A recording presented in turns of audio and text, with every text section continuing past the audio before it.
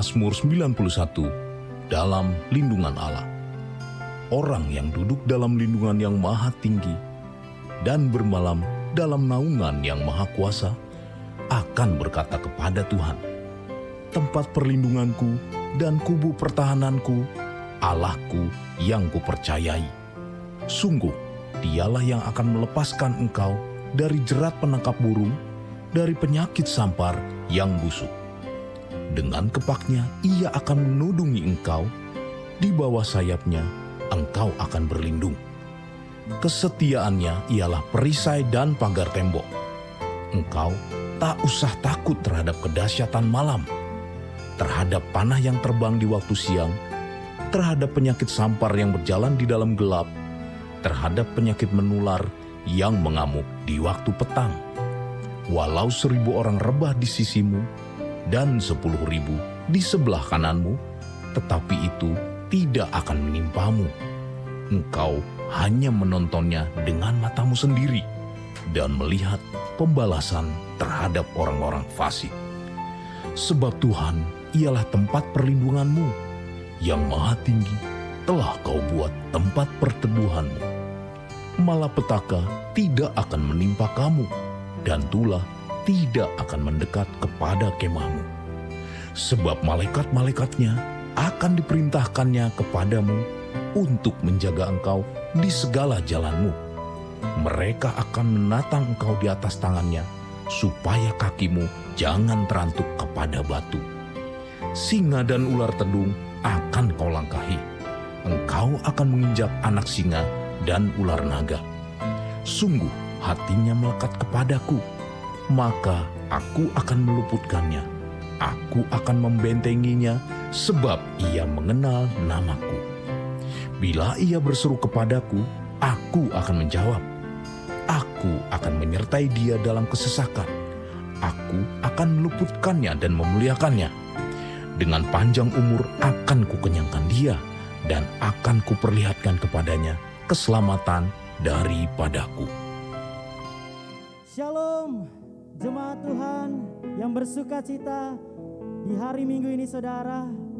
Selamat datang dalam ibadah online GBI Top Curug Gunung Sindur saudara. Mari datang saudara dengan penuh sukacita bersama suami, istri, anak-anak dan orang tua. Kita bersatu saudara untuk memuliakan Tuhan. Engkau yang siap, mari berikan semangatmu dengan tepuk tangan yang terbaik saudara. Bagi Allah kita saudara. Haleluya. Haleluya. Mari persiapkan diri saudara. Dan kami percaya Tuhan Yesus, kami yang berada di rumah-rumah, kami percaya ada kuasa Tuhan hadir bagi keluarga kami. Dan biarlah Tuhan Yesus, kami menyatakan Tuhan, betapa besar dan ajaib Engkau Tuhan Yesus dalam hidup kami. Terima kasih Tuhan Yesus buat perlindungan-Mu Tuhan. Terima kasih Tuhan. Kami percaya Bapa, ada kesembuhan, ada mukjizat terjadi. Kami membuka hati kami Tuhan Yesus. Kami berseru hanya kepadamu Tuhan. Engkaulah penolong dalam hidup kami.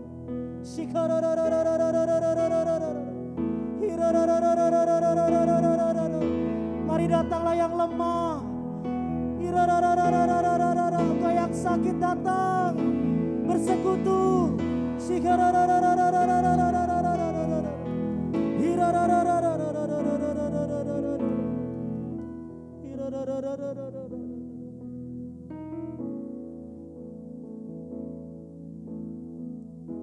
Musim akan selalu berganti, kasih Tuhan tetap abadi, tak akan berubah sampai selamanya. Ku tetap percaya, ku yakin Tuhan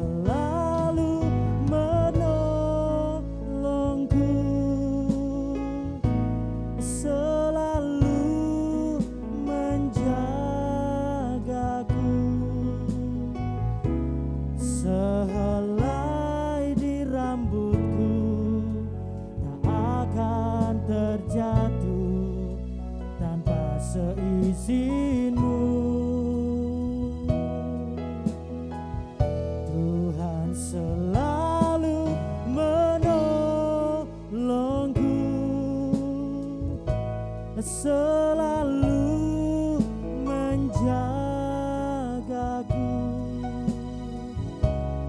Dia mengenyangkanku dan peliharaku seumur hidupku. Berikan kemuliaan bagi Allah kita, saudara. Musim akan selalu berganti. Amin. Kasih Tuhan tetap abadi, tak akan berubah sampai selamanya. Ku tetap percaya. Mari angkat kedua tanganmu, saudara. Ku yakin Tuhan memberkati. Ku yakin Tuhan melindungi. Bumi utara Tuhan pelihara karena kasih-Nya. Oh, Tuhan selalu menolongku, selalu menjagaku. Sehelai di rambutku tak akan terjatuh tanpa seizin-Mu. Oh, Tuhan selalu menolongku, selalu menjagaku. Dia mengenyangkanku dan peliharaku seumur hidup. Mari sembah Tuhan. Oh, ya Bapa, kami berseru Tuhan. Kami lemah Tuhan, kami perlu Kau Bapa. Haleluya.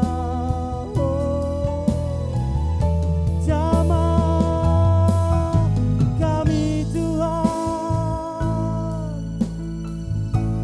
penuhi kuasa-Mu melingkupi, memberkati kami, ya Bapa. Oh, mari sembah Tuhan. Mari angkat kedua tanganmu, saudara. Engkau yang lemah, engkau yang sakit, engkau yang banyak pergumulan, engkau yang mengalami krisis ekonomi di dalam keluargamu.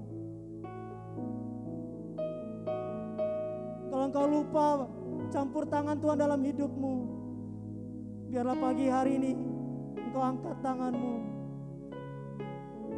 Mari berserulah, saudara. Sungguh-sungguh, saudara. Biarlah Roh Kudus bekerja tiada batas.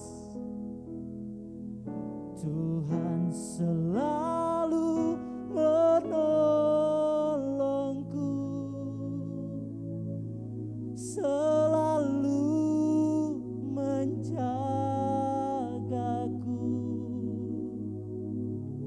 Sehelai di rambutku tak akan terjatuh tanpa seizin-Mu. Engkaulah kekuatan kami. Tuhan selalu menolongku,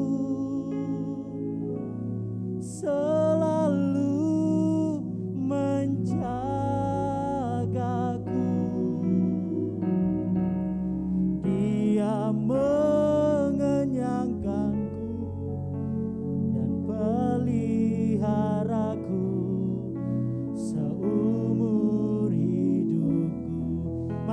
lagi saudara, berserulah.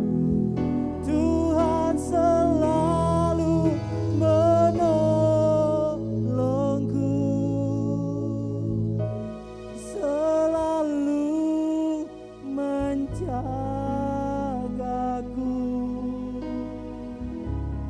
Sehelai di rambutku tak akan terjatuh tanpa seizin-Mu.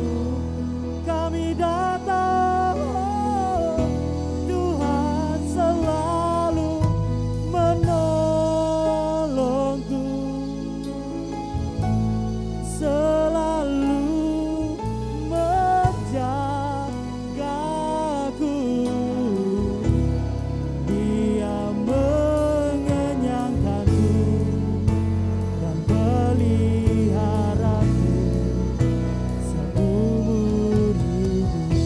Mari jemaat Tuhan kita bangkit berdiri.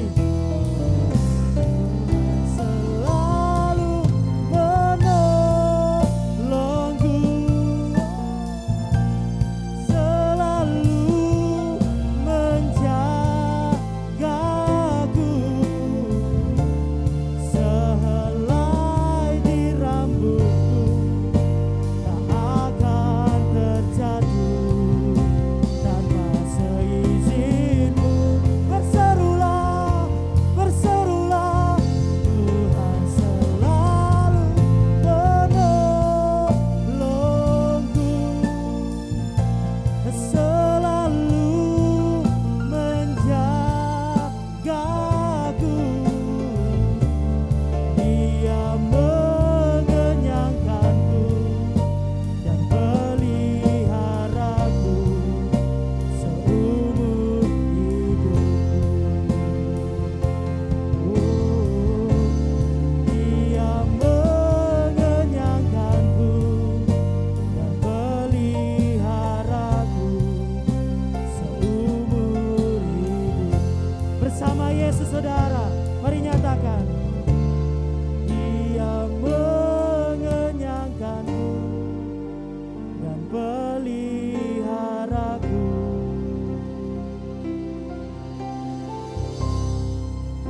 seumur hidupku. Haleluya. Mari sembah Tuhan dalam hadirat-Mu, ya Yesus Tuhan. Penuh kuasa,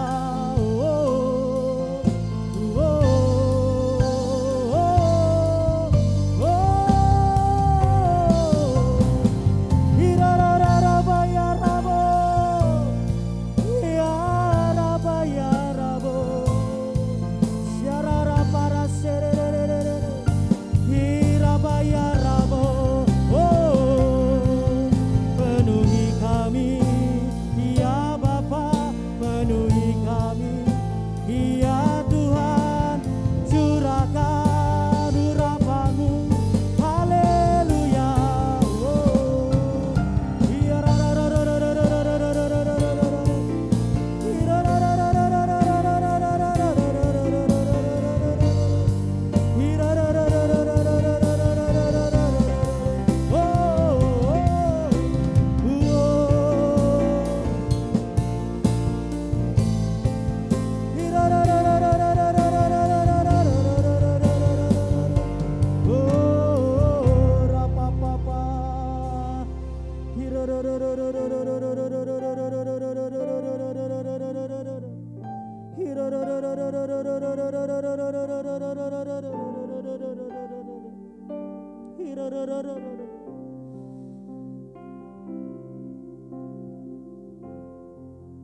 Mari angkat kedua tanganmu saudara. Mari sama-sama kita ambil bagian kita saudara, untuk kita berdoa untuk Indonesia, bangsa pilihan-Mu Tuhan, dipenuhi oleh kemuliaan Tuhan, dipenuhi oleh lawatan Tuhan. Kuasa Tuhan mengalir melawat negeri kami Indonesia. untuk orang-orang percaya dari Sabang sampai Merauke yang setia, yang mengandalkan-Mu, membangun mesbah, membangun doa-doa. Terima kasih Tuhan Yesus. Zaman negeri kami Tuhan, kami berdoa Bapa buat pemimpin bangsa kami, Bapak Presiden kami Bapak Jokowi dan wakilnya Bapak Maruf Amin, para menteri, anggota Dewan MPR DPR, kepala daerah tertinggi maupun terendah Tuhan, semua yang telah Engkau pilih Bapa, sungguh-sungguh takut akan Tuhan, bekerja dengan baik, dan biarlah Tuhan Kau ambil alih campur tangan, tuntun mereka Tuhan sesuai dengan kehendak-Mu, sesuai dengan firman-Mu Tuhan Yesus. Biar negeri kami Indonesia menjadi berkat bagi bangsa-bangsa. Bapak kami juga berdoa Tuhan Yesus untuk gembala pembina kami Tuhan, Bapak Pendeta Insur Niko Nyotora Harjo beserta dengan keempat wakilnya. Kami juga berdoa Tuhan buat gembala rayon kami, rayon 9 Kota Depok, Bapak Pendeta Insur Yongki Taufan Wijoyo. Kami juga berdoa Tuhan buat gembala kami di tempat ini, Bapak Gembala Pendeta Iwan Santoso Tuhan Yesus, bersama dengan para pengerja yang militan yang setia, sungguh-sungguh, dan juga para ketua-ketua KUL. Biarlah semua yang kami sebutkan Tuhan Yesus, biarlah semua dalam tangan-Mu Tuhan, perlindungan Tuhan nyata, biarlah pelayanan Tuhan, biarlah pelayanan mereka sungguh-sungguh menjadi berkat bagi jemaatnya. Biarlah visi misi Tuhan digenapi, tahun integritas terjadi di setiap pelayanan mereka Tuhan Yesus. Kami juga berdoa Tuhan buat keluarga mereka, baik istri, anak-anak, mantu, cucu, cicit semuanya Tuhan, dalam perlindungan Tuhan Yesus. Kami berdoa juga Tuhan Yesus buat kota kami Tuhan, Kecamatan Gunung Sindur Bapa, dan juga Kabupaten Bogor Tuhan Yesus. Tentunya akan dilawat Tuhan, dan biarlah orang percaya menyala-nyala menjadi berkat bagi kotanya. Terima kasih Tuhan Yesus. Kami juga berdoa Tuhan khusus buat jemaat Tuhan yang sedang sakit saat ini, yang berada di rumah sakit maupun berada di rumah saat ini. Biarlah kesembuhan terjadi, mukjizat terjadi, Roh Kudus ambil alih, terjadi kesembuhan bagi orang-orang yang sakit. Kami berdoa Tuhan dalam nama Yesus, Kau melingkupi Tuhan. Bagi yang lemah Kau kuatkan Tuhan Yesus. Bila ada masalah atau pergumulan, bila Kau memberikan jalan keluar Bapa. Tidak ada yang menghambat kami Tuhan Yesus pagi hari ini untuk memuji memuliakan nama-Mu, bersorak-sorai menyatakan kebesaran-Mu. Engkau yang siap, sama-sama katakan amin. Haleluya. Bilang samping kiri kanan saudara, suami, istri, anak-anak, orang tua, bilang bersama Yesus tidak mustahil. Katakan amin. Engkau yang siap, berikan tepuk tangan, sorak-sorai bagi Allah kita saudara. Haleluya. Yeay. Haleluya.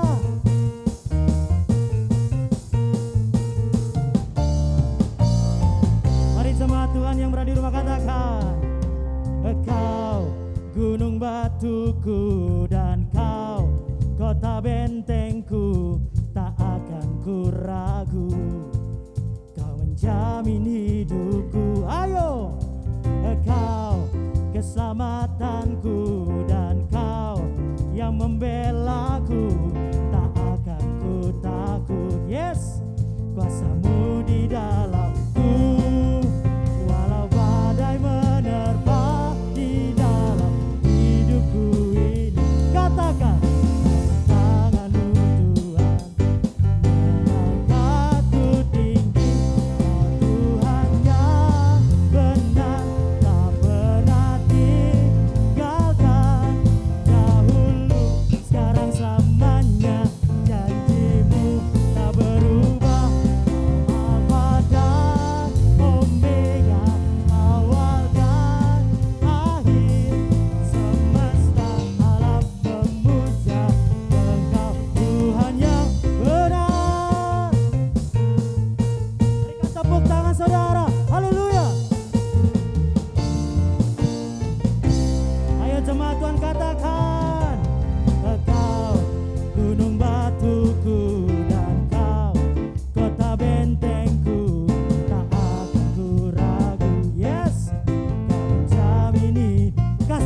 Gini saudara, Engkau keselamatanku dan Kau yang membelaku, tak akan ku takut. Yes, bersamamu di dalam. Sambil angkat kedua tanganmu. Walau badai menerpa di dalam hidupku ini, tanganmu Tuhan mengangkatku tinggi. Kau Tuhan yang benar, tak pernah tinggalkan. Dahulu sekarang selamanya, janjimu tak berubah. Kau Alfa dan Omega, awal dan akhir. Semesta alam memuja Engkau Tuhan yang benar. Bersama Yesus tiada yang mustahil. Berikan sorak-sorai saudara, haleluya.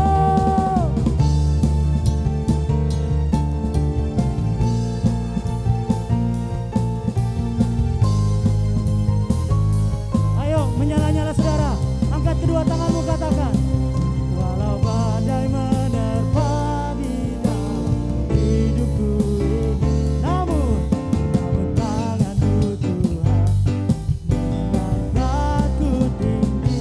Kau Tuhan yang benar, tak pernah tinggalkan. Dahulu sekarang selamanya, janjimu tak berubah. Kau Alfa dan Omega, awal dan akhir. Semesta alam memuja Engkau Tuhan yang benar. Semesta alam memuja, semesta alam memuja, semesta alam memuja Engkau Tuhan yang benar.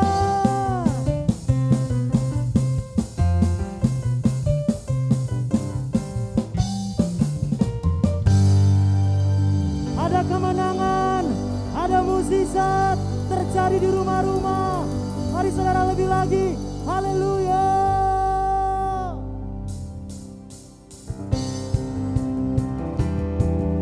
Bersama Yesus tiada yang mustahil. Ayo, wow, bersorak-sorai, ya. Oh, oh, oh, oh, oh, oh, oh, oh, oh. Oh, oh, oh, oh, oh, oh. Katakan, kerahkanlah kekuatanmu ya Allah. Yes, tunjukkanlah kuasamu ya Tuhan.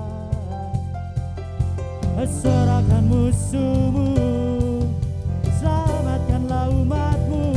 Yes, Allah dahsyat di tempat kudusnya. Oh, oh, oh. Mari tepuk tangan saudara, haleluya. Mari katakan, ya, gerakkanlah kekuatanmu ya Allah. Oh, tunjukkanlah kuasamu ya Tuhan. Oh, serahkan musuhmu, selamatkanlah umatmu. Yeah, Allah dahsyat tempat kudusnya. Oh, Allah bangkit, bersoraklah. Hey, hey, Allah bangkit, bernyanyilah. Oh, musuh dikalahkan, umat jadi bebaskan. Allah dahsyat di tempat kudusnya. Oh, penuh sukacita. Oh, mari sembah Tuhan, ambil bagianmu, katakan, gerakkanlah kekuatanmu, tunjukkanlah kuasamu. Sorak-sorai, serahkan musuhmu,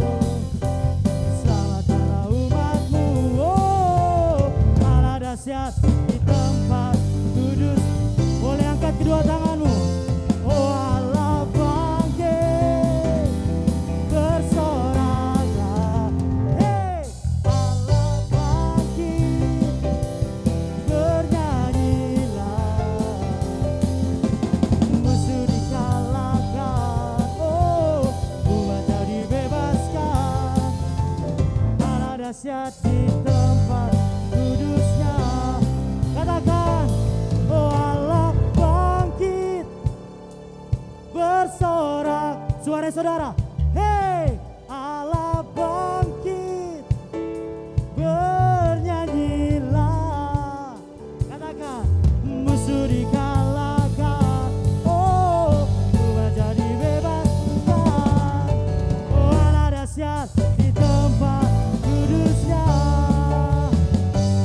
Oh Allah bangkit, bersoraklah. Oh Allah bernyanyilah.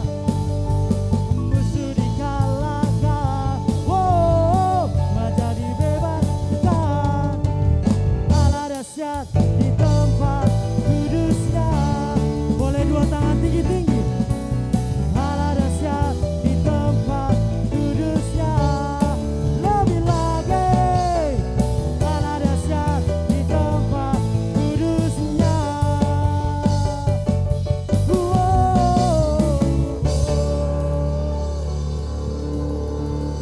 Berikan sorak-sorai, sorakan haleluya.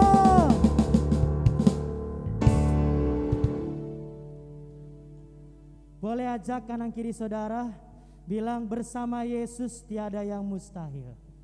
Sekali lagi saudara, bersama Yesus tiada yang mustahil. Mari jemaat Tuhan yang bersuka cita pagi hari ini, saya mengajak kita akan membacakan arti Pentakosta ketiga, sekaligus kita akan mendengarkan pengumuman sepekan. Arti Pentakosta ketiga. 1. Pentakosta ketiga adalah pencurahan Roh Kudus yang dahsyat di zaman now, melebihi yang terjadi di Azusa Street. 2. Pentakosta ketiga akan mengakibatkan penuaian jiwa yang terbesar dan yang terakhir sebelum Tuhan Yesus datang kembali. 3. Pentakosta ketiga akan membangkitkan generasi Yeremia, yaitu anak-anak muda yang dipenuhi Roh Kudus, cinta mati-matian kepada Tuhan Yesus, tidak kompromi terhadap dosa, dan akan bergerak untuk memenangkan jiwa. 4. Pentakosta ketiga lahir di Indonesia dan bergerak ke bangsa-bangsa. Gerakan ini dari timur ke barat dan akan kembali ke Yerusalem. 5. Pentakosta ketiga akan memberikan kuasa untuk menyelesaikan amanat agung, dan setelah itu Tuhan Yesus datang kembali.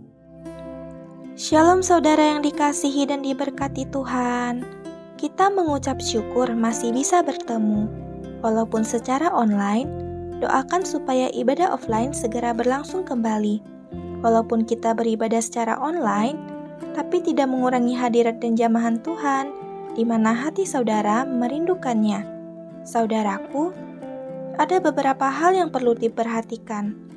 Kami hadir menyediakan pelayanan online dan juga offline dengan memperhatikan protokol kesehatan yang meliputi penyerahan anak, pelayanan kedukaan, pelayanan pemberkatan pernikahan, baptisan air, dan pelayanan ucapan syukur. Apabila Anda membutuhkan salah satu dari pelayanan kami, dapat menghubungi nomor telepon 0858 8269 3850 dengan Bapak Iwan, atau dapat menghubungi 0857 1604 4513 dengan Ibu Yanti, atau juga dapat menghubungi 0859 4739 5639 dengan Saudari Cencen. Dan untuk persembahan umum maupun persepuluhan saudaraku yang merupakan persembahan bagian dari ibadah kita, dapat memberikan persembahan tersebut pada nomor rekening yang tertera di bawah ini. BCA di nomor 3190143928 atas nama GBI Curug. Demikianlah pengumuman yang dapat kami sampaikan. Atas perhatiannya kami ucapkan terima kasih. Tuhan Yesus memberkati.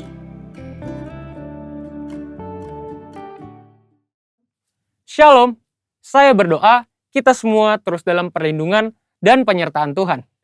Voice of Pentecost kali ini bertemakan bersinergi bagi bangsa. Kemerdekaan disebut dengan keadaan bebas dari perhambaan. Tentu, perjuangan menuju kemerdekaan tidaklah mudah. Inilah yang diperjuangkan Bung Karno juga Bung Hatta hingga pada 17 Agustus 1945 Indonesia merdeka. Saudara, perjuangan menuju kemerdekaan ini tidak hanya dilakukan Bung Karno sendiri ataupun Bung Hatta seorang. Perjuangan ini melibatkan seluruh aspek dan golongan dari Indonesia, termasuk umat Tuhan. Sebut saja beberapa nama, seperti Martha Christina Tiahahu, Agustinus Adi Sucipto, Herman Johannes, dan masih banyak yang lain. Ini membuktikan bahwa umat Tuhan tidak berleha-leha, melainkan ikut berjuang dalam merebut dan mempertahankan kemerdekaan. Lalu bagaimana dengan kita? Peran apa yang mampu kita tempuh demi mengisi kemerdekaan saat ini? Salah satu jawaban atas pertanyaan tersebut adalah dengan bersinergi dengan pemerintah. Sinergi berasal dari bahasa Yunani, sinergos, yang berarti rekan sekerja. Sinergi adalah suatu bentuk dari sebuah proses atau interaksi yang menghasilkan suatu keseimbangan yang harmonis, sehingga bisa menghasilkan sesuatu yang optimal. Ada 4 yang perlu kita perhatikan dalam hal bersinergi dengan pemerintah. Yang pertama, menyadari bahwa pemerintah adalah dari Allah. Tak dapat terhitung berapa banyak narasi yang diciptakan oleh oknum dalam berbagai media dan platform yang berusaha menimbulkan ketidakpercayaan masyarakat terhadap pemerintah. Seperti dalam penanganan COVID-19 dan program vaksinasi yang sedang ada tepat di depan kita saat ini. Hoaks-hoaks bermunculan dan banyak masyarakat yang memakannya mentah-mentah, sehingga menjadi batu sandungan yang besar bagi pemerintah untuk bergerak. Saudara, kita sebagai orang percaya harus mampu bersinergi dengan pemerintah, sebab mereka adalah wakil Allah dan mereka menginginkan kesejahteraan atas Anda dan juga saya. Yang kedua, berdoa bagi pemerintah. Sebagian dari kita mungkin bertanya, saya hanya seorang pegawai biasa, bagaimana saya dapat bersinergi dengan pemerintah? Siapapun kita, apapun jenis pekerjaan dan usaha kita, semua dapat bersinergi dengan pemerintah dalam mengisi pembangunan. Ada 3 cara yang pasti dapat dilakukan oleh semua orang percaya, yakni berdoa, berdoa, dan berdoa. Dalam 1 Timotius 2 ayat 1-3, dikatakan bahwa kita patut untuk menaikkan permohonan, doa syafaat, dan ucapan syukur bagi raja-raja dan pembesar yang berada di atas kita. Jangan pernah jemu berdoa bagi bangsa dan negara serta pemerintah. Justru di masa-masa yang genting seperti inilah, kita semakin gencar, tekun, dan semangat mendoakan pemerintah dalam perang melawan penyakit COVID-19 serta resesi ekonomi secara global. Kita percaya bahwa setiap doa-doa kita bagi bangsa, negara, dan pemerintah yang kita sampaikan kepada Bapa di sorga tidak akan pernah sia-sia. Dan yang ketiga, berikan bagian kita. Dalam Matius 22 ayat 21, kita mendapati sebuah ajaran Tuhan Yesus yang sangat menarik tentang kewajiban kita terhadap pemerintah. Tuhan katakan, berikanlah kepada kaisar apa yang wajib kamu berikan kepada kaisar, dan kepada Allah apa yang wajib kamu berikan kepada Allah. Tuhan mengajarkan bahwa tidak patut bagi umat Tuhan yang taat kepada Tuhan untuk tidak menolong pemerintah. Pemerintah dalam membangun bangsa dan mewujudkan kesejahteraan rakyatnya tentu membutuhkan modal pembangunan, dan salah satu sumber pendapatan yang besar adalah pembayaran pajak. Maka dari itu, dengan membayar pajak, kita sedang bersinergi dengan pemerintah kita. Yang keempat, investasi demi kemajuan.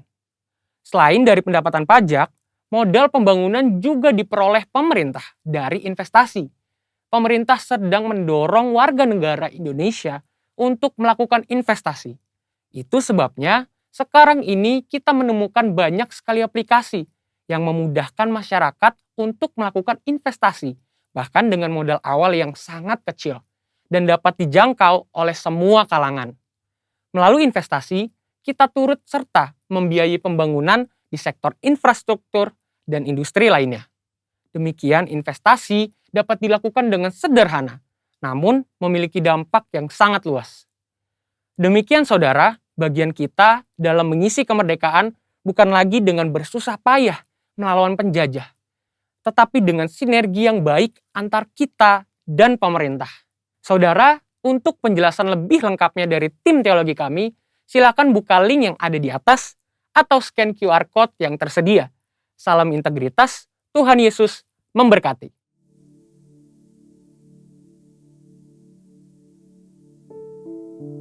Mari persiapkan diri saudara untuk kita mendengarkan kebenaran firman Tuhan. Mari datanglah saudara dengan penuh pengharapan. Tuhan mendengar seruanmu saudara. Terima kasih Tuhan Yesus.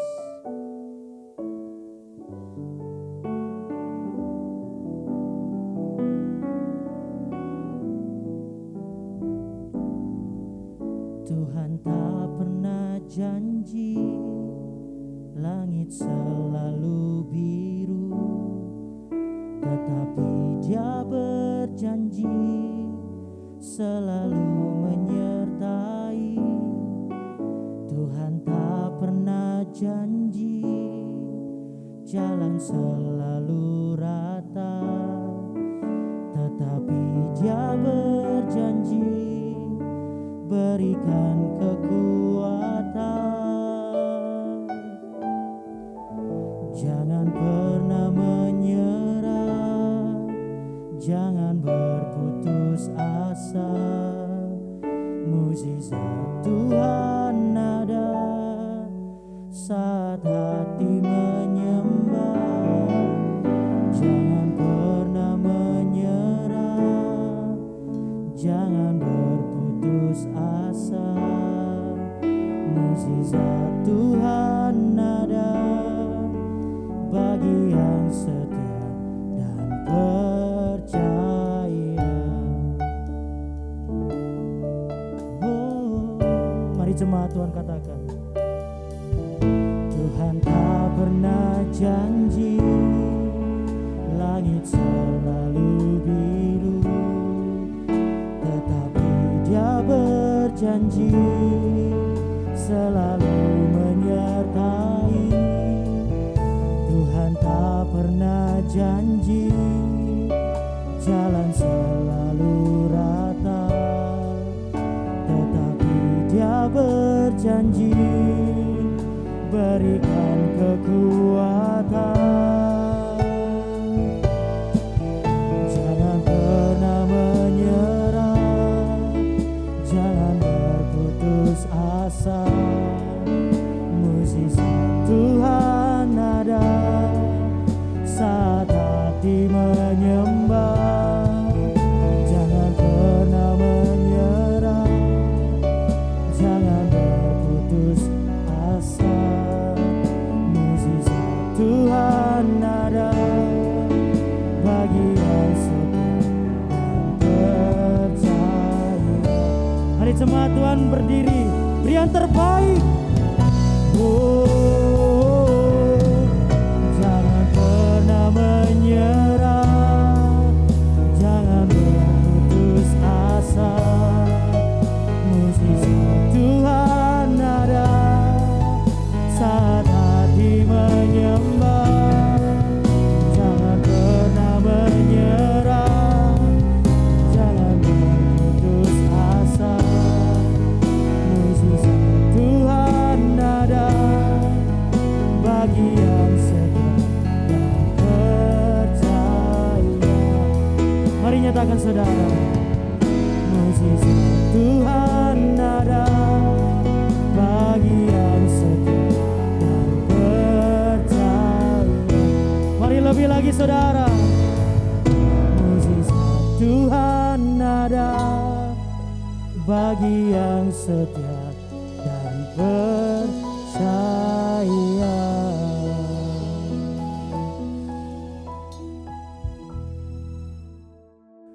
Shalom GBI Curug Gunung Sindur. Apa kabar saudara-saudara? Saya percaya saudara dalam keadaan luar biasa karena Tuhan Yesus kita selalu luar biasa. But saya nggak lupa juga untuk mengucapkan turut berduka cita buat saudara-saudara yang kehilangan anggota keluarga, kehilangan teman dekat, kehilangan teman baik. Saya percaya Tuhan Yesus akan selalu memberikan kekuatan dan Dia punya maksud yang baik. Lewat keadaan ini semua akan terjadi hal-hal yang luar biasa buat kehidupan saudara. Dan saya juga mengucapkan terima kasih buat Pastor Iwan Santoso yang sudah mengizinkan saya mengisi kebaktian online saudara pada hari ini. Nah, dalam kesempatan hari ini, lewat ibadah online ini, saya mau sharing buat saudara-saudara tentang seorang yang unik tapi luar biasa. Dan dia adalah salah satu muridnya Tuhan Yesus. Namanya adalah Yohanes. Oke, bahasa Inggrisnya John. Kenapa saya bilang dia unik? Karena dia menyebut dirinya murid yang dikasihi sama Tuhan Yesus.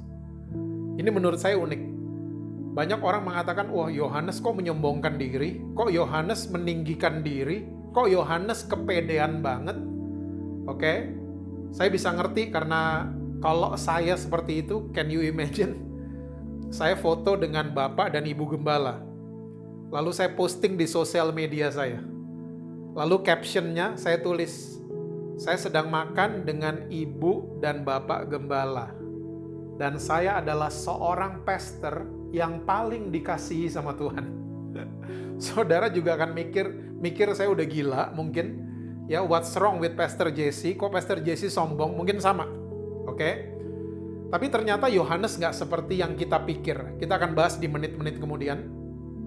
Dan kenapa saya bilang dia luar biasa? Karena Yohanes ini ngalamin mujizat yang luar biasa. Kita semua tahu bahwa murid-muridnya Yesus yang lain itu meninggal karena disiksa dan dibunuh jadi martir mereka. Tapi Yohanes dia sempat disiksa, dia dimasukkan ke penggorengan, ada minyak panas, minyak mendidih di dalamnya. Tapi mujizat terjadi, Yohanes tidak mati, tidak meninggal, dia hidup. Dan dia menjadi satu-satunya murid Yesus yang meninggal dalam keadaan tua. Yohanes. Oke? Nah, kalau saudara senang judul khotbah saya hari ini adalah This is Love. Oke, inilah kasih itu. Nah, kita selama ini kalau mendengar kata kasih, yang mendarat di kepala kita semua kalimat-kalimatnya Rasul Paulus. 1 Korintus 13, kasih itu sabar, kasih itu tidak mementingkan diri sendiri. Kasih itu tidak memegahkan diri sendiri, kasih tidak cemburu, kasih tidak menyimpan salah orang lain. Kita semua tahu itu. Tapi saya mau yakinkan saudara pada hari ini, yang Rasul Paulus katakan itu adalah the fruits of love, itu adalah buah-buah daripada kasih. Sabar dan lain sebagainya. Itu adalah buah-buah daripada kasih. Nah, orang yang mendefinisikan kasih dengan tepat sekali adalah Yohanes. Yuk kita cek ayatnya. 1 Yohanes 4 ayatnya yang ke-10. 1 Yohanes 4 ayatnya yang ke-10. Yohanes catat begini. Inilah kasih itu. Oke? Bukan kita yang telah mengasihi Allah, tetapi Allah yang telah mengasihi kita dan yang telah mengutus anaknya sebagai pendamaian bagi dosa-dosa kita. So this is the definition of love. So ini adalah kasih itu. Bahwa bukan kita yang telah mengasihi dia, tapi Allah yang telah mengasihi kita. Makanya dia mengutus anaknya sebagai pendamaian bagi dosa-dosa kita. Saudara, tolong tangkap baik-baik. Kata sins, ya, itu sebenarnya punya pengertian bukan dosa-dosa dalam bahasa Indonesia. Tapi remission of sins, pengampunan dosa, ya, karena kalau diterjemahkan ke bahasa Indonesia dosa-dosa, ini akhirnya membuat banyak orang Kristen di Indonesia punya pikiran gini, dosa-dosa itu berarti ada dosa putih, dosa hitam, ada dosa kecil, ada dosa besar, ada dosa banyak, dan ada dosa sedikit. Ya, itu yang membuat orang Kristen, wah dosa saya lebih sedikit daripada dia. Ya, banyak istri suka ngomong gitu, dosa saya lebih sedikit dibanding suami saya. Ya, banyak orang tua mengatakan, oh dosa kita kayaknya lebih banyak dari anak-anak kita. Oke, dosa saya dosa putih, pastor. Ya, orang itu dosa hitam. Nah, karena terjemahan bahasa Indonesia dibilangnya dosa-dosa. Nah, sebenarnya pengertian sins itu bukan dosa-dosa. Tapi pengertian sins adalah itu our past sins, our present sins, and our future sins. Dosa masa lalu, dosa masa sekarang, dan dosa masa depan. Dosa besok. Pastor Jesse, kok Pastor Jesse doain kita besok jatuh dalam dosa? Saya cuma mau bertanya, ada yang bisa guarantee, ada yang bisa kasih garansi besok saudara dan saya tidak bercacat celah, suci hidupnya, kudus, gak ada salahnya, sempurna. Ada yang bisa guarantee? Gak ada. Gak ada daripada kita yang bisa kasih garansi besok kita beres, total beres. Gak ada. Makanya dosa kita, ya dosa masa lalu, sekarang, dan masa depan udah ditanggung di atas kayu salib sama Tuhan Yesus. Itu pengertian dosa-dosa, sins. Bukan satu lebih sedikit, yang situ lebih banyak. Bukan. Dosa is dosa. Makanya kita, saudara dan saya adalah orang berdosa. Kita sama. Bukan karena saya bawain firman, lalu saya lebih kudus dibanding saudara. Tidak, sama. Predikat kita adalah orang-orang berdosa yang didamaikan sama Tuhan Yesus dengan Bapa di surga. Kita diampuni, kita diselamatkan. Itu kita. Saya dan saudara. Nah, Yohanes kenapa bisa sampai pada conclusion ini, pada kesimpulan ini? Dia bisa tahu definisi kasih. Ternyata ada latar belakangnya. Dia pernah diajarin sama gurunya, namanya Yesus. Di Yohanes 15, yuk kita lihat. Yohanes 15 ayat yang ke-7 sampai dengan ayat yang ke-12.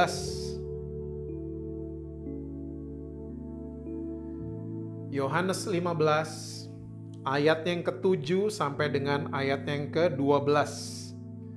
Alkitab catat begini. Jikalau kamu tinggal di dalam aku dan firman-Ku tinggal di dalam kamu, mintalah apa saja yang kamu kehendaki dan kamu akan menerimanya. Dalam hal inilah Bapa-Ku dipermuliakan, yaitu jika kamu berbuah banyak. Dan dengan demikian kamu adalah murid-murid-Ku. Seperti Bapa telah mengasihi aku, demikianlah juga aku telah mengasihi kamu. Tinggallah di dalam kasih-Ku itu.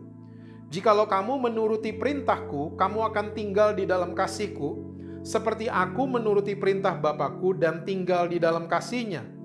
Semuanya itu kukatakan kepadamu, supaya sukacitaku ada di dalam kamu, dan sukacitamu menjadi penuh. Bukan sedihmu yang penuh, bukan susahmu yang penuh, bukan sakitmu yang penuh, bukan rugimu yang penuh, tapi sukacitamu menjadi penuh. Ayat 12, inilah perintahku, yaitu supaya kamu saling mengasihi seperti aku telah mengasihi kamu. Ternyata Yohanes diajarinnya seperti ini, saudara. Sama gurunya langsung, namanya Tuhan Yesus. Ya, ini percakapan Yesus dengan 11 muridnya. Karena di Yohanes 13, Yudas sudah kabur. Oke? Jadi Yesus kasih order nih sama murid-muridnya. Ya, aku perintahkan kalian ya, ini terjemahan bebas saya ya. Aku perintahkan kalian supaya kalian saling mengasihi seperti aku telah. Ya, seperti aku telah mengasihi kamu. Jadi Tuhan Yesus duluan yang mengasihi kita. Kita mungkin dari dulu suka dengar ya, dari mimbar, dari manapun, kasihlah Tuhan Allahmu dengan segenap hati, jiwa, dan akal budimu. Berapa banyak ya, termasuk saya, berapa banyak yang udah coba kayak gini tapi banyak gagalnya. Salah satunya saya. Karena apa? Kita pakai kekuatan sendiri. mengasihi Tuhan dengan segenap hati, jiwa, dan akal budi. Banyak yang gagal. Saya salah satunya. Karena apa? Paradigma kita agak salah soal kasih. Kita berpikir mengasihi Tuhan, oh saya duluan. Enggak, dia duluan. Kita harus punya belief system seperti itu. Bahwa dia duluan yang telah mengasihi kita. Nah, dengan senjata ini, dengan peluru ini yang ada di paradigma kita bisa hidup saling mengasihi. Bisa banget. Sukacita kita bisa penuh. Dan ingat, password of the day. Password kita hari ini adalah kata yang namanya tinggal. Tinggal, abide in Him. Tinggal di dalam kasihnya. Itu dia. Karena dia udah duluan melakukan itu buat kita. So tugas kita adalah tinggal di dalam kasihnya. Saya ketemu banyak orang Kristen, mereka menjadikan kasihnya Yesus kayak pulsa isi ulang. Kalau udah mentok, udah habis, baru isi ulang. Tapi yang Tuhan Yesus mau adalah kasihnya Tuhan Yesus mesti abodemen di dalam kita. Abodemen. Jangan pas perlu doang, jangan pas mentok doang, jangan pas ya udah gak bisa apa-apa, baru mau diisi. Enggak, jangan kayak gitu. Makanya password of the day adalah tinggal, abodemen. Ya, tinggal, abodemen orang sebulan itu menikmati semua layanan. Ya, tapi orang yang isi ulang, saya don't get me wrong, saya nggak mengecilkan yang pakai isi ulang. Ini cuman perumpamaan. Yang isi ulang kadang-kadang suka nyebelin. Ya, lagi nelfon mati karena pulsanya habis dan seterusnya.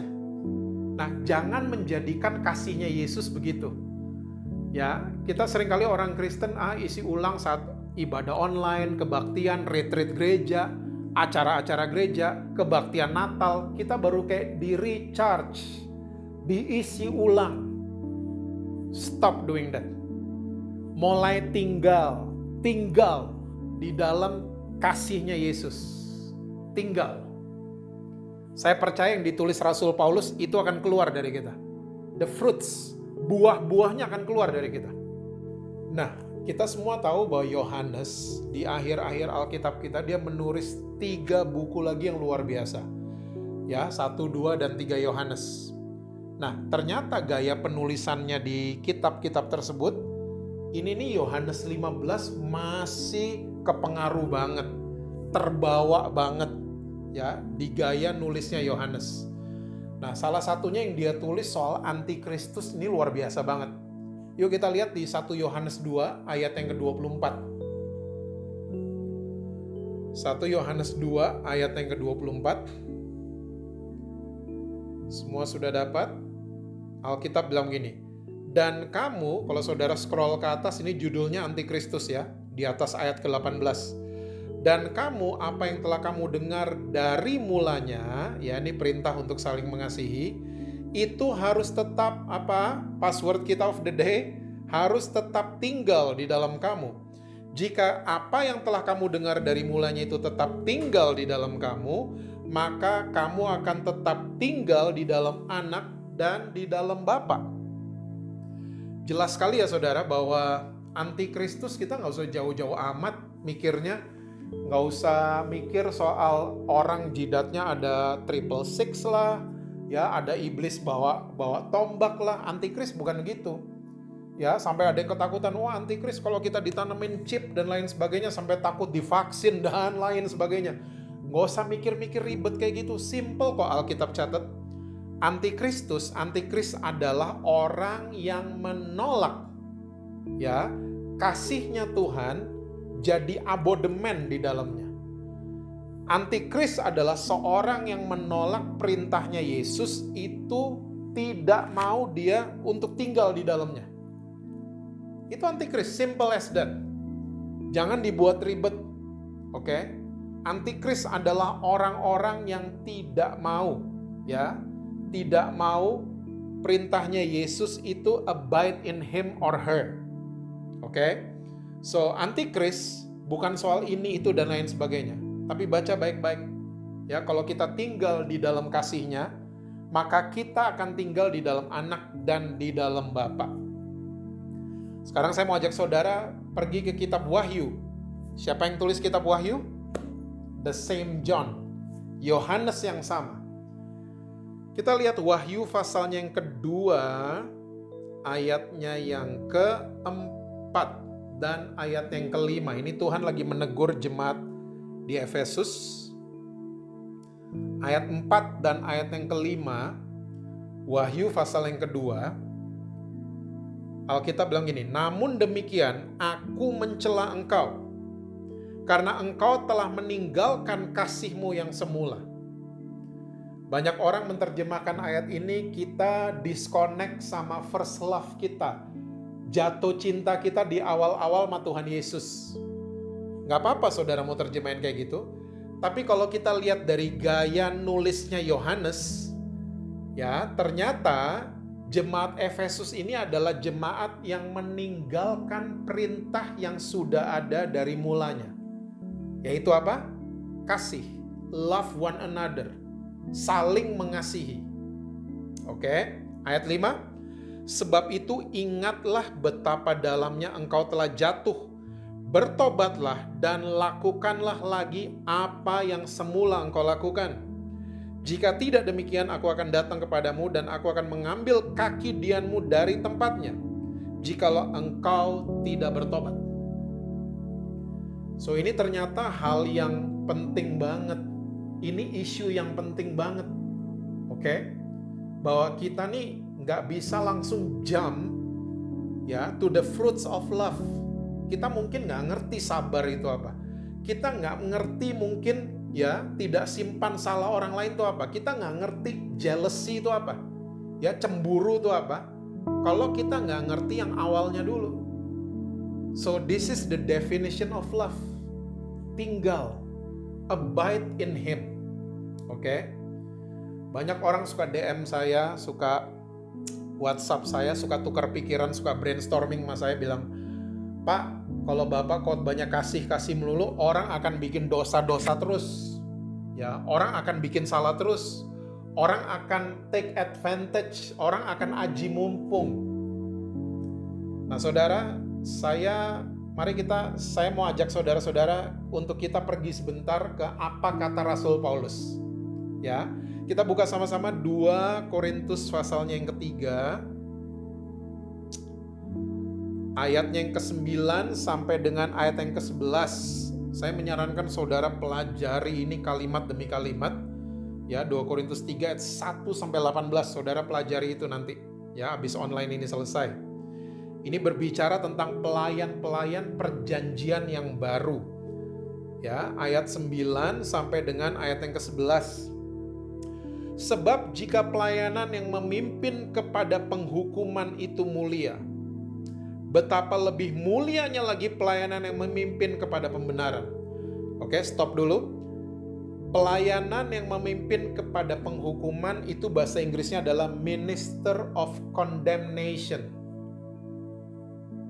Dan Alkitab catat bahwa ini hal yang mulia. Pelayanan yang memimpin kepada penghukuman. Ini mulia. Saya adalah seorang yang dulu sebelum bertobat yakin bahwa KKR bisa merubah saya. Karena kebaktian hari Minggu saya udah bosen. Saya cari kebaktian di gereja ini, gereja itu, ternyata itu tidak merubah saya. Zaman dulu nih ya.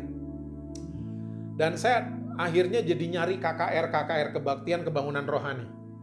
Ya, dan setiap ada altar call, saya nggak akan pernah lupa pertanyaan-pertanyaannya. Ya, yang menyimpan dosa, yang sedang menyimpan dosa, taruh tangan kananmu di dada. Ya, yang sedang menyimpan dosa, maju, lari sini ke depan.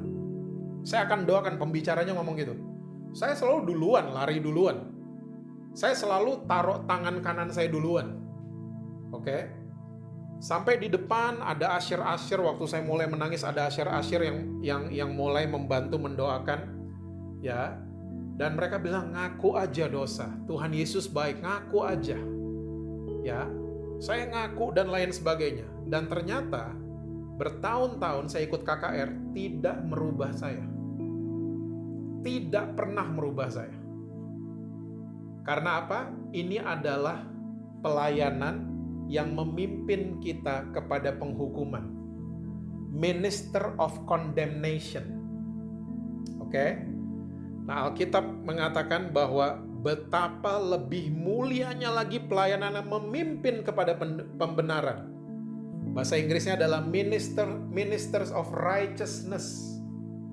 Oke? Saya cuma mau bertanya sama saudara. Saudara pengen bagian yang mana? Gereja saudara, pelayanan saudara. Ya, saudara pengen ada di minister of condemnation, pelayanan yang cuman membawa orang merasa dihakimi, merasa diintimidasi, ya, merasa tertuduh. Itu dia, minister of condemnation. Kita konseling orang masih ada dosa yang disimpan mungkin. Kita gitu-gitu modelnya. Tapi ingat, saya tidak menyepelekan pelayanan seperti ini. Saya menghormati pendahulu-pendahulu saya.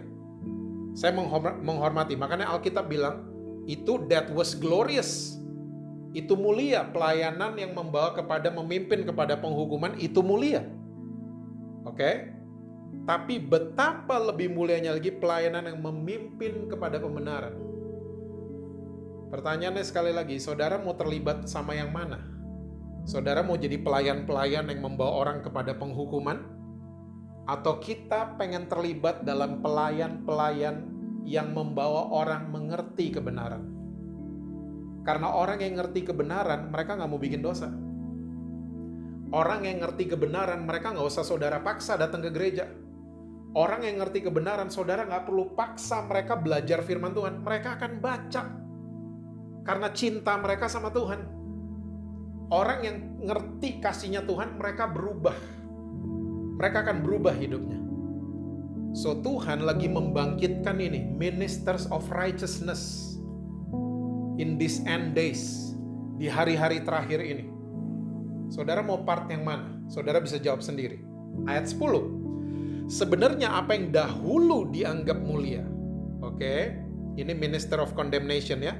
Jika dibandingkan dengan kemuliaan yang akan mengatasi segala sesuatu ini, sama sekali tidak mempunyai arti. Woi, Rasul Paulus bahasanya lebih kasar loh dari Jesse Lantang. Ya, saya masih menghargai pendahulu-pendahulu saya. Rasul Paulus mengatakan itu nggak ada artinya. Tidak ada artinya. Ayat 11. Sebab jika yang pudar itu disertai dengan kemuliaan, yang pudar itu minister of condemnation, pelayanan yang memimpin kepada penghukuman. Oke? Betapa lebihnya lagi yang tidak pudar itu disertai kemuliaan. Oke? So kita belum lihat apa-apa. Saya percaya waktu kita terlibat dalam minister of righteousness, something big will happen to you. Ya, sesuatu yang besar akan terjadi buat saudara. Sesuatu yang unbelievable, di luar pikiran kita akan terjadi buat saudara.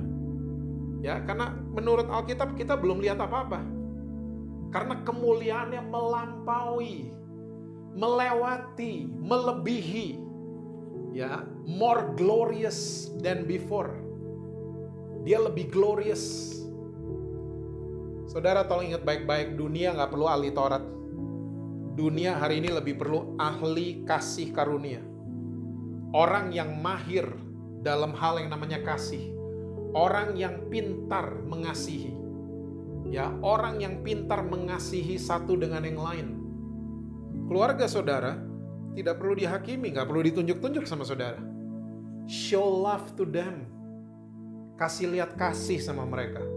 Kasih lihat kasih sama adik saudara yang belum mau ke gereja. Kasih lihat kasih sama kakak saudara yang belum mau ke gereja. Gak usah ditunjuk-tunjuk. Amin saudara.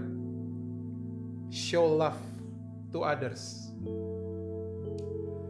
Sebagai bagian terakhir, saya mau ajak saudara kita kembali ke Yohanes. Tulisan-tulisan Yohanes. Saya mau bagikan Yohanes pasal yang ke-21 ayat yang ke-15 sampai dengan ayat yang ke-17. Ini judulnya Gembalakanlah domba-dombaku. Ya, Yohanes 21 ayat 15, 16 dan 17. Saya akan bacakan buat saudara. Sesudah sarapan, Yesus berkata kepada Simon Petrus, "Simon, anak Yohanes, apakah engkau mengasihi aku lebih daripada mereka ini?" Jawab Petrus kepadanya, "Benar Tuhan, engkau tahu bahwa aku mengasihi engkau." Kata Yesus kepadanya, "Gembalakanlah domba-dombaku." Ayat 16. Kata Yesus pula kepadanya untuk kedua kalinya, "Simon, anak Yohanes, apakah engkau mengasihi aku?" Jawab Petrus kepadanya, "Benar Tuhan, engkau tahu bahwa aku mengasihi engkau." Kata Yesus kepadanya, "Gembalakanlah domba-dombaku." Kata Yesus kepadanya untuk ketiga kalinya, "Simon anak Yohanes, apakah engkau mengasihi aku?" Maka sedih hati Petrus karena Yesus berkata untuk ketiga kalinya, "Apakah engkau mengasihi aku?" Dan ia berkata kepadanya, "Tuhan, engkau tahu segala sesuatu, engkau tahu bahwa aku mengasihi engkau."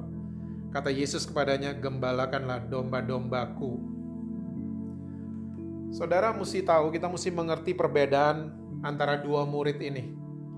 Makanya saya bilang dari awal, saya janji dari awal, kita akan bahas Yohanes, bahwa Yohanes waktu mengatakan dia adalah murid yang dikasihi, dia nggak sombong. Dia nggak sombong rohani, dia nggak tinggi rohani. Tapi perbedaan Petrus dan Yohanes adalah, Yohanes feel beloved, Petrus feel boasted. Oke? Bedanya adalah Yohanes merasa dikasihi, disayang sama Tuhan, makanya dia jadi berani. Orang yang ngerti kasih, orang ini akan brave, akan berani. Orang yang nggak ngerti kasih, pengecut biasanya, penakut, pembohong, karena dia nggak ngerti kasih. Buktinya di mana? Satu-satunya murid Tuhan Yesus yang ada di Bukit Golgota itu cuma Yohanes. Berani dia. Dia nggak takut mempedang tentara Romawi, dia nggak takut sama itu semua. Dia pengen dekat sama pribadi itu. Namanya Tuhan Yesus. Petrus boasted, kelihatannya sayang sama Tuhan. Saudara ingat mungkin Yesus baru bilang, anak manusia akan mati, saya mau ikut mati juga. That's Peter. Petrus tuh kayak gitu. Yesus ditahan sama tentara di Taman Getsemani, Petrus reaktif banget orangnya. Langsung keluarin pedang, Malkus dipotong kupingnya. Oke? Yesus bilang, ada yang mau menyangkal aku. Wah, aku gak akan. Siapa tuh orangnya? Petrus. Tapi akhirnya dia menyangkal Yesus 3 kali. Dan waktu kubur Yesus batunya terguling, kalau Petrus gak nyangkal, Petrus akan ke kuburan duluan. Pasti itu. Ya, dia selalu mau number one. Tapi enggak, yang ke kuburan duluan siapa? Yohanes. Petrus belakangan. Dan dia main kucing-kucingan sama Yesus, dia nggak berani ketemu Yesus. Nah akhirnya tiba di peristiwa ini, di Danau Tiberias. Murid-muridnya Yesus lagi mancing. Yesus di pinggir, di daratan, dia mempersiapkan breakfast. Bakar ikan dan bikin roti. Oke? Petrus waktu dia tahu ada Yesus, yang kenalin duluan siapa? Bukan Petrus, Yohanes yang, itu Tuhan. Dan Petrus waktu dia tahu ada Yesus di situ, murid-muridnya turun, Petrus pakai baju dan nyebur ke Danau Tiberias. Yesus tahu Petrus bukan marinir, Petrus cuma nelayan. Nelayan gak kuat berenang lama-lama, nelayan naik kapal berjam-jam kuat. Tapi untuk berenang dia gak kuat. Marinir yang kuat. Ya, berenang dari Merak ke Bakahuni. Wah, bisa itu. Ya, dari Jawa Barat ke Lampung berenang, marinir kayak begitu. Dan Petrus akhirnya dia naik. Mungkin kalau zaman sekarang dia udah salah tingkah, nggak tahu mau ngapain. Kalau dia punya handphone mungkin dia akan update status, mati gua ada Yesus. Ya, at location Danau Tiberias, mungkin kayak begitu. Ya. Dan saudara, tiba-tiba Yesus kasih pertanyaan yang dalam bahasa Indonesia, kalau saudara pelajari dari bahasa aslinya, ini melenceng banget. Ya, bukan melenceng sih, kurang.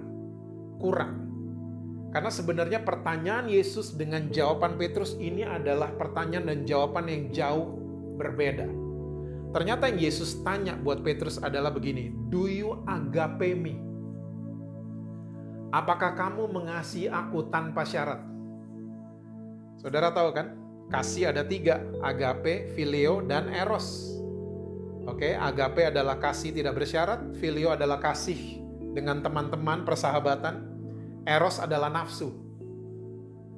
Dan yang ditanya sama Yesus adalah itu, do you agape me? Ternyata jawabannya Petrus adalah, yes, I phileo you. Itu jawabannya Petrus. Karena dia menganggap Yesus adalah seorang sahabat mungkin yang udah 3 tahunan sama-sama dengan dia. Jadi ternyata habis 3,5 tahun di training soal kasih, ini nggak ngerti juga Petrus. Nggak ngerti juga. Pertanyaan kedua, sama, do you agape me? Jawabannya Petrus juga sama, yes, I phileo you. Pertanyaan ketiga, do you agape me? Alkitab catat Petrus menangis. Kalau saudara belajar dari bahasa aslinya, Petrus in the deepest sorrow. Dia sedih yang mendalam sekali. Sampai dia bilang dalam bahasa Indonesia, Tuhan, Engkau tahu segala sesuatu. Engkau tahu saya suka boasted. Engkau tahu saya menyombongkan diri. Karena saya dekat dengan Engkau. Tapi ternyata saya tidak ngerti kedekatan itu apa. Petrus boasted selama ini. Engkau tahu segala sesuatu. Dan saudara tahu jawaban Yesus sebenarnya buat Petrus dalam bahasa Indonesia seharusnya adalah, well, if you love me, ya, gembalakan domba-dombaku with my agape love. Di situ Petrus menangis karena dia nggak sampai standarnya Yesus. Dia cuman phileo, Yesus agape. Dia nggak nyampe. Dan dia mengakui semua. Dan Yesus nggak suruh Petrus untuk, wah lo kalau nggak agape, wah nggak bisa. Nggak ada syaratnya tetap. Well, gembalakan domba-dombaku with my agape love. Saudara, orang yang mengerti agape, dia bisa menggembalakan domba-dombanya. Orang yang mengerti agape, dia akan bisa berumah tangga dengan baik. Orang yang mengerti agape, dia akan sukses dalam usahanya. Orang yang mengerti agape, dia akan berhasil dalam karirnya. Tangguh dalam masalah. Karena dia tahu, ada kasih, ada pribadi yang saya mesti tinggal di dalam situ. Saya nggak bisa sendirian. Saya nggak bisa menjadikan Yesus isi ulang. Kalau mentok, kalau habis, baru saya cari dia. No. Tinggal di dalam dia. Lihat. Something big will happen to you. Sesuatu yang luar biasa akan terjadi. Ya, mujizat on the way ke kehidupan saudara. Waktu kita mulai mengakui dia dalam segala langkah kita. So, kasih merubah seseorang, bukan bikin orang jadi gampang bikin dosa, bukan. Dia mulai nyadar, iya ya, saya ini nggak bisa. Makanya my favorite perumpamaan Yesus yang dia kasih buat Petrus. Ya, soal 2 hamba, satu punya utang 50, satu punya utang 500. Lalu dua-duanya dibebaskan sama tuannya. Dia tanya sama Petrus, menurut kamu Pet, ya, hamba mana yang paling bersyukur? Petrus langsung jawab, ya yang 500 lah yang lebih banyak. Nah sama, makanya saya bilang dari awal, dosa nggak ada yang banyak, nggak ada yang sedikit. Dosa is dosa. Dan kita semua orang berdosa. Kita semua, saudara dan saya orang berdosa. Kalau kita tahu bahwa kita diampuni dan dikasihi, feel beloved, ya, dikasihi sama Tuhan, kita akan berubah. Gak disuruh baca Alkitab, kita baca sendiri. Gak ada yang paksa ke gereja, kita ke gereja. Karena apa? Kita feel beloved, bukan feel boasted. Karena saya sama Tuhan, saya ke gereja, bla bla bla, saya bayar perpuluhan, ini itu. Jangan boasted. Jangan merasa diri paling benar. Ingat di Lukas 3, saudara baca nanti setelah online ini selesai. Waktu Yesus habis dibaptis, ada suara yang mengatakan, inilah anakku yang kukasihi, kepada dia aku berkenan. Dan di Lukas 4, Yesus masuk ke wilderness. Dia berpuasa 40 hari dan dia dicobai sama iblis. Dan saudara ingat waktu iblis mencobai Yesus, kata beloved ditarik semua sama iblis. Iblis cuma bilang, kamu anak Allah. Kalau kamu anak Allah, kalau kamu anak Allah. Ya, ingat perkataan orang tua buat anak-anaknya. Afirmasi orang tua kepada anak-anak. Afirmasi dari seorang bapak kepada anak-anak. itu powerful banget. Itu akan memperlengkapi anak-anak kita in times of wilderness. Di waktu-waktu mereka dalam proses, dalam masalah, dalam pergumulan, mereka tahu ada yang sayang mereka. Seorang tua, ya, jangan pernah bosan bilang sama anak-anak saudara, I love you. Daddy sayang sama kamu. Ya, kamu mungkin punya salah dan lain sebagainya, it's okay. Daddy sayang sama kamu. Feel beloved. Jangan mengajarkan anak-anak kita untuk feel boasted. Boasting around, menyombongkan diri kayak Petrus. Ya. Tapi saudara, kita harus belajar dari Yohanes. Dia feel beloved. Dan perkataan dari Bapa di surga buat Yesus itu memperkuat posisinya. Dan orang yang tahu kasihnya Tuhan, orang yang tahu the meaning of love, the definition of love, dia akan tahu posisi berdirinya di hadapan Tuhan seperti apa. Ya, dia tahu. Dia akan lebih banyak mengucap syukur, ya, dia akan lebih banyak berterima kasih karena dosa dan salahnya sudah diampuni. Saudara, terimalah kasihnya Tuhan hari ini.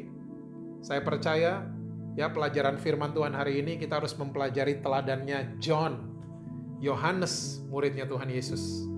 Ya, dia selalu percaya bahwa dirinya disayang dan diterima seutuhnya oleh Tuhan Yesus. Tuhan berkati saudara-saudara semua. Ya, selalu sukses dimanapun saudara berada. Ya, God bless you all.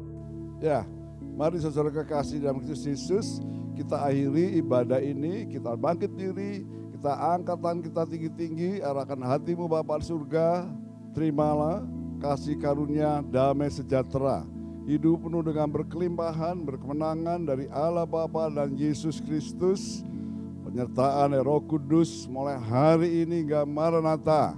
Tuhan Yesus jemput kita semua di awan-awan permai. Kita yang percaya dan sangat diberkati Tuhan dengan berlimpah-limpah, sama-sama katakan amin.